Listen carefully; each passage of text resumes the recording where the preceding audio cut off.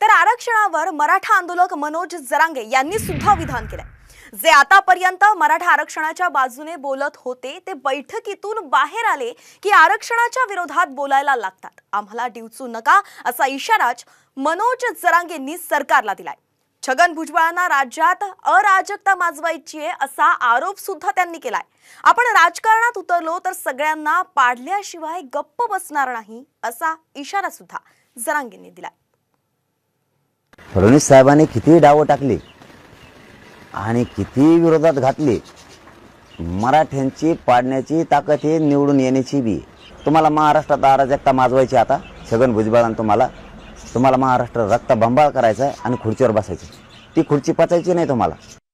आमचं आरक्षण द्या आणि एकदा जर मी राजकारणात उतरलो तर सगळे पाडल्याशिवाय मागे सरकणार नाही। मग हे मी जाहीर सांगतो, पुरे पाडल्याचे झोप येणारच सगळे, किती एक करा तुम्ही।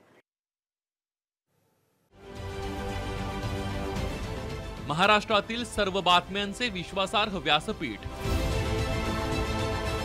सकाळच्या सर्व सोशल मीडिया प्लॅटफॉर्मला लाईक, फॉलो आणि सबस्क्राइब करा। तसंच सर्व नोटिफिकेशनसाठी बेल आयकॉन प्रेस करायला विसरू नका।